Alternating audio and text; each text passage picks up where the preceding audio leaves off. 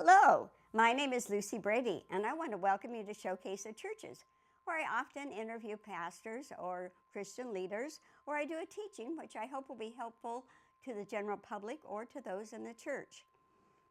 Today, we will be sharing about rest and rejuvenation.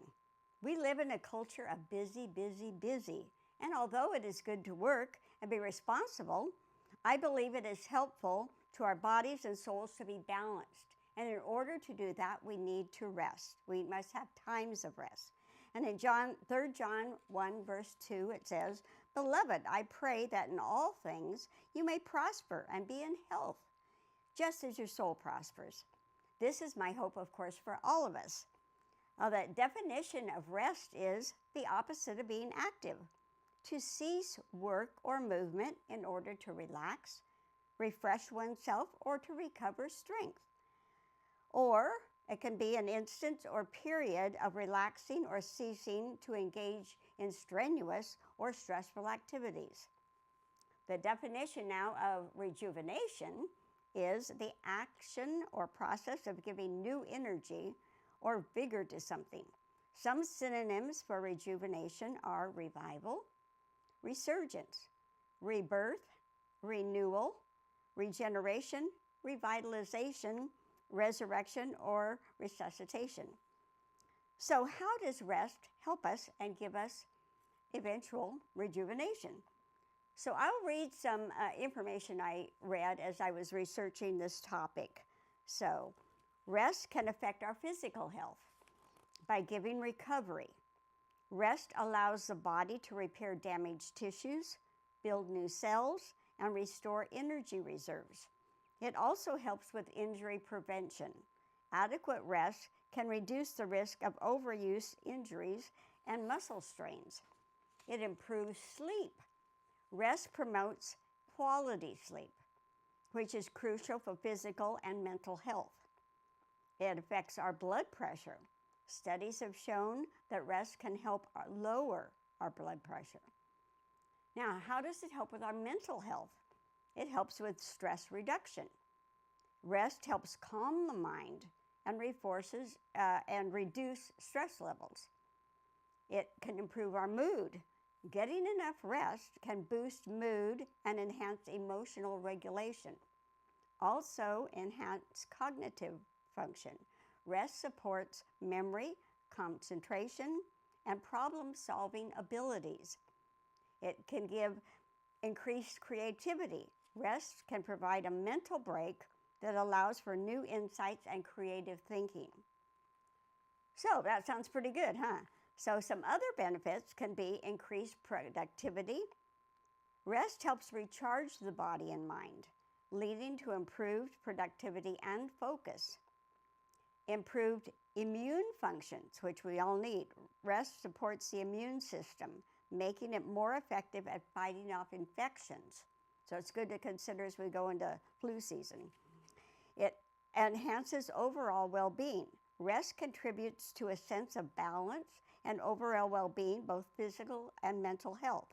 It allows the body to repair, the mind to relax, and the immune system to function optimally. By incorporating rest into our daily routine, we can improve our overall well-being and live a healthier life. Rest is vital for maintaining both physical and mental health. It allows the body to repair, and like I said, the mind and the immune system to function more optimally. So when we overlook rest, it affects every area of our life. Our health, both mental and physical, our ability to function, our attitudes, and our relationships. I mentioned earlier that rest can help with sleep, and we need to know that both sleep and rest are needed. Sleep deficiency, especially if long-term, can affect our health. Studies by various health institutes and clinics have shown links between lack of sleep and heart and kidney disease, diabetes, stroke, high blood pressure, obesity, hypertension, and depression. It can also affect mental health with the possibility of bringing on more anxiety and negative thinking. Reflexes can be slowed down. Now, many people were aware of how alcohol can affect car accidents. However, I recently read that 20% of car accidents are caused by lack of sleep with the driver. So we put ourselves and others at risk when we neglect getting the sleep we need. There are sources online to advise on how to prepare for a good night's sleep. Things like sleeping in a dark room, not drinking too many liquids right before bedtime, and getting a break from that media before bedtime. And there's also a few other examples you might want to see if you search online. Anyway, in a spiritual sense, physical, emotional, and spiritual rejuvenation, which is a pattern established by God in creation and central to his covenant with humanity, is a necessity. It involves ceasing from work and worries, finding solace and serenity in God's presence, experiencing peace and renewal, and entering a state of holiness. The concept is rooted in the Hebrew word Shabbat, meaning cessation or stopping, and is expressed through the promise of Jesus to give rest to the weary and ultimate spiritual rest found in him and his kingdom. Spiritual rest is an act of releasing, striving, and trusting in God, allowing the soul to find peace, strength, and connection with the Lord, rather than just a physical pause. It involves acknowledging God's sufficiency, quieting the mind, and resting in the knowledge of his love and finished work, which replenishes spiritual energy and redirects focus to God's presence. Do we sometimes attempt to control everything and not trust in God's sufficiency? In my previous program, I shared about the name of God, Yahweh Shalom, which means the Lord of Peace. So we can certainly go to him when we are needing peace. He is also Yahweh Rohi, the shepherd, who knows the needs of his sheep and is able to help them when they can't seem to help themselves. Now, Elijah is an example in the Bible where the Lord provided rest and nourishment to revive Elijah. In 1 Kings 9:14, chapter 9, verse 4, we see the story where even a strong and faithful servant of the Lord can be depressed as a result of exhaustion. It says there, "But he himself went a day's journey into the wilderness and came and sat under a juniper tree and requested for himself that he might die and said, 'It is enough now, O Lord. Take away my life, for I am not better than my fathers.' And as he lay and slept under a juniper tree, behold, an angel touched him and said unto him, 'Arise and eat.' And he looked, and behold, there was a cake baked on the coals, and a cruse of water at his head. And he did eat and drink, and laid himself down again. And the angel of the Lord came again the second time, and touched him and said, 'Arise and eat, because the journey is too great for you.' And he arose, and he did eat and drink, and went in the strength of that meat 40 days and 40 nights, unto Horeb, the mount of God." Here the Lord is acting as a loving father and giving to Elijah what he needs to recover and go on. Many parents and others have observed that children, when needing a nap or a snack, can become cranky, tearful, and show other sides of needing to eat or sleep. Yet I wonder how many times as adults we ignore those signals that we are in need of rest or refreshment. So we press on, continuing to use up our energy and to the point of exhaustion and burnout. Then the results could be being depressed, discouraged, and having outlooks and attitudes that are not positive to helpful to ourselves or to other people around us. Sometimes we wonder why we are crying easily. Well, maybe we're just tired. Once on a trip, I was with a gal who told us how she was up at 4 a.m. for prayer. However, by afternoon, it seems it was difficult for her to cope with any difficulties, and she took it out on others. Of course, it is good to have early morning prayer. However, we must be balanced for our own good and the good of people around us. In Psalms 127:2, it says, "It is vain for you to rise up early, to sit up late, to eat the bread of sorrow, for so he gives his beloved sleep." Before that verse it says, "Except the Lord build the house, they labor in vain that build it. Except the Lord keep the city, the watchmen wake but in vain." Here we are reminded too that anxiety doesn't accomplish anything, but that trusting in the Lord is better and the more restful choice. We can read in Matthew 8, verses 23 to 27, where Jesus is able to take a nap, even during a storm. And when he was entered into a ship, his disciples followed him, and behold, there arose a great tempest in the sea, insomuch that the ship was covered with waves. But Jesus, he was asleep. And his disciples came to him and awoke him, saying, Lord, save us, we perish. And he said to them, why are you fearful, O ye of little faith? Then he arose and rebuked the winds and the sea, and there was a great calm. But the men marveled, saying, what manner of man is this, that even the winds and the sea obey him?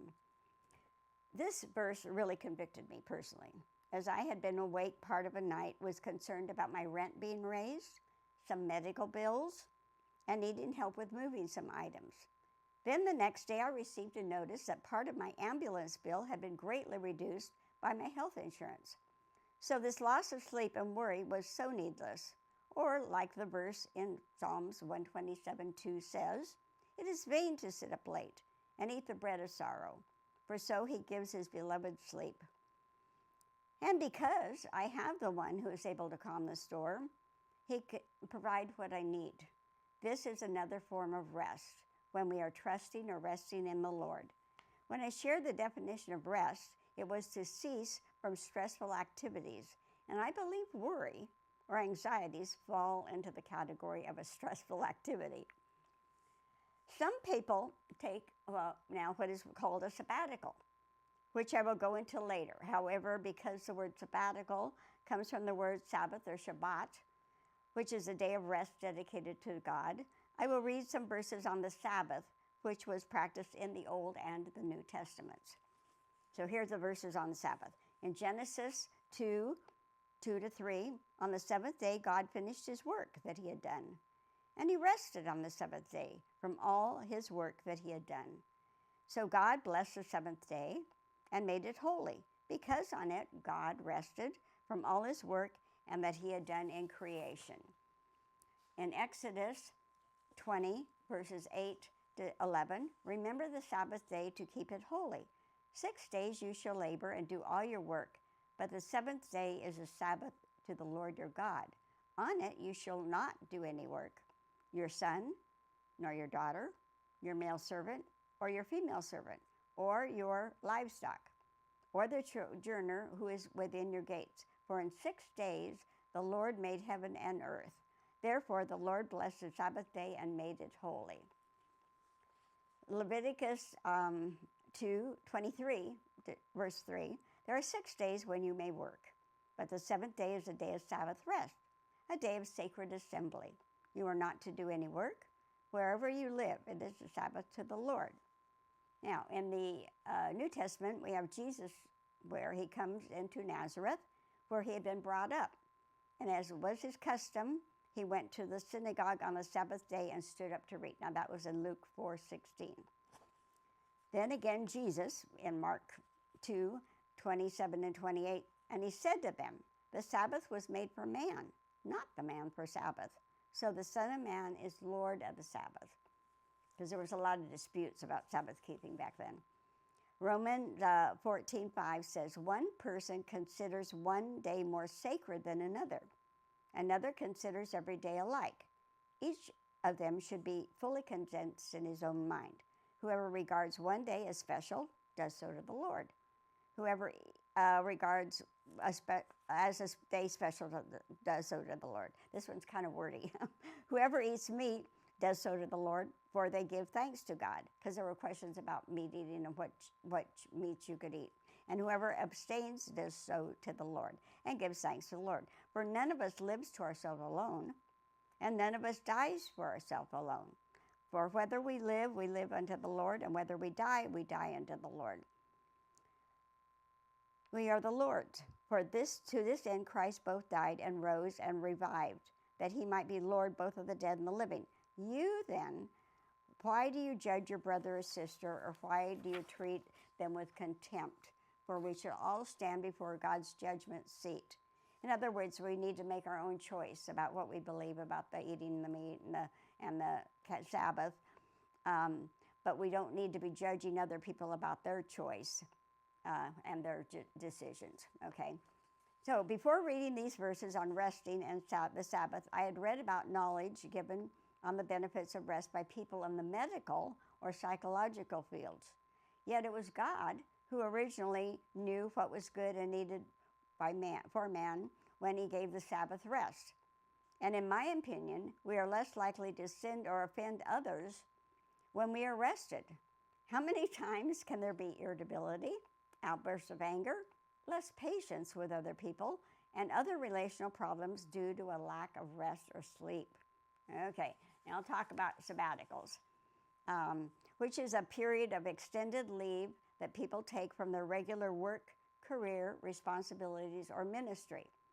They might need to just rest, take a break, travel, engage in personal improvement, or improve their health and well-being. These breaks can give opportunities for relaxation, exploration, and personal growth. These times can be especially helpful for people who are burned out or not as productive as usual, or stuck, not knowing the direction for their life or vocation. Perhaps in a family, people need time to care for neglected relationships. It can be a time to explore new interests or learn new skills. It can give relief from stress and time to reprioritize in order to weed out the unnecessary commitments. It can give a fresh breath and perhaps new direction. We can get new ideas, solutions, and vision. There can be a time to write books, poetry, or paint, which we may not be able to be scheduled during our normal employment or ministry time. People can reconstruct and perhaps come out much better with that time that they've spent in a sabbatical. It may seem like wasted time, but usually it isn't. Another consideration is solitude, which is being alone with yourself, which gives time to reflect on our own thoughts. Some may have been buried under the surface. Once while I was in solitude, I was able to identify some of my stressors. After listing the stressors, I spent time to decide what I was going to do to lessen or eliminate some of them. We can also, during a time of solitude and quietness, notice where we are tense. I think it is good to occasionally do a tension check. When we have a vehicle, we often take it in for a tune-up, or every so often we need to do this to ourselves, give ourselves a tune-up or a checkup. During this time of solitude, we have time to plan, think through issues, and do other things we can't do when we are in the company of other people. Have you ever had a dream or be awakened in the middle of the night to find you have to think through something just because you didn't have time to think it through that day, that week, or even that month? So, it can keep us awake, where if we thought through in that time of solitude, maybe we wouldn't lose some peace. Now, because we are filming this show in mid-October, I want to share some thoughts about holiday stress and the need for rest. We have a lot of holiday pressures. Often during the holidays, we can overschedule and overexert, leaving little time for rest and sleep. People burn the candle at both ends in order to purchase and wrap gifts, send cards, prepare holiday foods and outfits for those parties and special occasions. Then there are cookies to bake, office parties, church plays, and so many ways to use up our time and energy. Often, besides lack of sleep and rest, sometimes too much sugar and caffeine are taken in, and sometimes the result is being sick. Although we have not been able to eliminate all these tasks and invitations, I wonder if it might be good to think what might be cut from our schedules in order to get the rest and the sleep our bodies and minds need. So what good is it if we're too tired or sick to attend or enjoy these events? Sometimes we could just simplify. How many side dishes do we really need for that turkey dinner? Although I really enjoy Thanksgiving and all that food, sometimes we could simplify. Now I'm going to read a story in the Bible that we're all familiar with about Mary and Martha, and you know about the Mary and Martha balance. And as Jesus and his disciples were on their way, he came to a village where a woman named Martha opened her home to him. She had a sister named Mary, who sat at the Lord's feet listening to what he said. But Martha was distracted by all the preparations that had to be made. She came to him and asked, "Lord, don't you care that my sister has left me to do all the work by myself? Tell her to help me." "Martha, Martha," the Lord said, "you are worried and upset about many things, but only one thing is needed. Mary has chosen what is better, and it shall not be taken away from her." So Mary chose to spend her time with the Lord. And we think about what some of these holidays are about: Thanksgiving, Christmas. Should our focus be on some other things that are perhaps more important? And in some families and group gatherings, the holidays can be tense or stressful when some relatives or associates don't get along with each other. We may have more coping skills with difficult interaction if we are more rested. And we might find we would enjoy the holidays even more if we did this simplifying in order to rest and enjoy them. Now, I know that some people will have a harder time than others, having the ability to take a sabbatical, get solitude, or all the rest they need. Someone who works 2 jobs or is in a large family may find this really difficult. I was a single parent for many years, so I truly understand how hard it could be sometimes to get the rest and the sleep we need. However, my hope is that in those situations we can at least take breaks to get some rest and refreshment. Rejuvenation may not come immediately when we start new habits of rest and relaxation. However, in time, I believe we can experience a new lift in energy, both physically and mentally. Now, I've laid out some concepts here that I hope will be helpful to you. Of course, it's up to us as individuals how and when we take time to rest. I hope we will all become more aware of when we need rest and will reap the benefits of having done so. So, thank you for joining me on Showcase of Churches. A lot of information has been presented in this program. So if you want to view this program again, you can Google Lucy Met Production YouTube, and the Showcase of Churches will come up along with other programs I have produced. So thank you for coming.